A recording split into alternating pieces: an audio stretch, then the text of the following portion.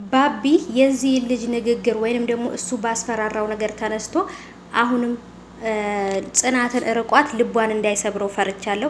እየተከታተለ ያለው ነገር አቶ ግርማን ለምንድን ነው የሚያስጨንቀው? ይህ ልጅ ማን ነው ብሎ እየተከታተለው ነበር።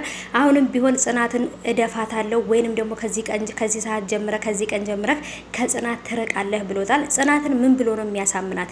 እሱ ካንቺ እንድርቅ አድርጎኝ ነው ብሎ ነው ወይንስ የሆነ ምክንያት ፈልጎ? አሁን ላይ ባቢ ከጽናት ከራቀ ጽናት በጣም ትጎዳለች። ምክንያቱም ሁሉን ነገር እየቻለች ሲከፋትም የሚያስደስታት በቃ ሲጨንቃትም እሱ ጋር እየሄደች ነበር ጭንቀቷን የምትረሳውና ስለዚህ አሁን ላይ ደግሞ ባቢ ከመሬት ተነስቶ አልፈልግሽም ልተውሽ ነው ወይንም ደግሞ የሆነ ነገር ሲላት ምን ሊሰማት እንደሚችል አስቡት። በጣም ከባድ ነው። ይሄ ሁሉ ነገር እየተፈጠረ ያለው በሮማን ምክንያት ነው። በብዙ ጥሩ ነገር ባደረጉላት፣ በጎረቤታችን በጥሩ ነገር በሰሩላት፣ እሷ ግን አሁን ላይ ደግሞ የሁሉንም ህይወት እያበላሸች ነው ማለት ነው። ወይዘሮ ሮማን መጨረሻዋ እስር ቤት ነው የሚሆነው ማለት ነው። ምክንያቱም የሮቢን እናት ትገላታለች ብዬ ነው የማስበው። ሰላም ሰላም፣ ውድ የተከበራችሁ የቻናሌ ቤተሰቦች እንዴት ናችሁ? ከኔ ጋር ሁሉ ሰላም ነው። ሰላማችሁ ይብዛልኝ ባላችሁበት ውድ ቤተሰቦቼ። ለቻናሌ አዲስ ከሆናችሁ ሰብስክራይብ አድርጋችሁ ቤተሰቡ ነው። ነባሮች እንኳን በሰላም መጣችሁ ብያለሁ። ብዙዎቻችሁ በጽናት ድራማ ላይ ጥያቄ እየጠየቃችሁ ነው። የጽናት ድራማ ቶቶሎ ለምን አይለቀቅም? ቶቶሎ ልቀቁልን፣ ብዙ የምንፈልገው ነገር አለ እያላችሁ ነው። በደንብ የምናየው ነገር አለ በጣም። በነገራችን ላይ ግን ወይዘሮ ሮማን በተለይ ወይዘሮ ሮማን ምን ልታደርግ እንደምትችል ማወቅ በንም ደግሞ ማሰብ ራሱ በጣም ከባድ ነው። ምክንያቱም ልጁን ራሱ አይምሮን በትነዋለች።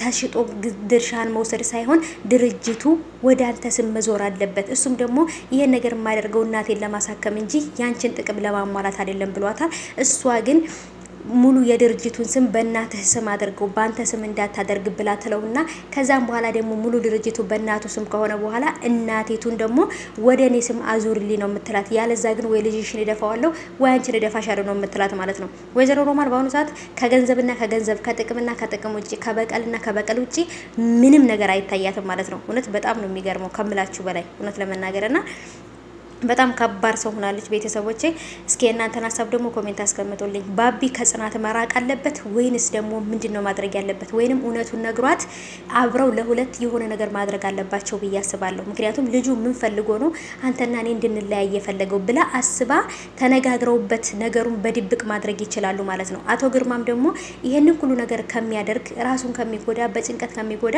እውነቱን ለጽናት ነግሯት መፍትሄ ቢያመጣ ብዬ አስባለሁ። እስኪ እናንተን ደግሞ ሀሳባችሁን ኮሜንት አስቀምጡልኝ። እናንተ ምን ትላላችሁ? አቶ ግርማ ለጽናት እውነቱን መናገር ያልፈለገው ለምንድን ነው? ይሄን ያህል አመት ለምን ደበከኝ? ይሄን ያህል አመት ሙሉ ለምን ደብቀህ ዝም አልክ? ለምን አልነገርከኝም እንዳትለው ፈልጎ ነው ወይንስ ምንድን ነው? በጣም የደበቀበት ምክንያት አልገባኝም። እናንተም ደግሞ ባቢ እውነቱን ለጽናት ነግሯት አብረው ለሁለት ሊተባበሩ ይገባል ብዬ አስባለሁ። ደብቋት ምንም ነገር ሊያደርግና ደብቋት ሊረቃት አይገባም ከሷ ማለት ነው። ስለዚህ አቶ ግርማ እውነቱን መናገር አለበት እላለሁኝ። ባቢም ለጽናት እውነቱን ነግሯት አብረው ለሁለት በቃ በድብቅ ነገሩን መከታተል አለባቸው ብዬ አስባለሁ። እስኪ ደግሞ ይሄ የኔ ሀሳብ ነው። የእናንተን ሀሳብ ደግሞ እስቲ ሀሳብ አስተያየታችሁን ኮሜንት ላይ አስቀምጡልኝ ቤተሰቦቼ።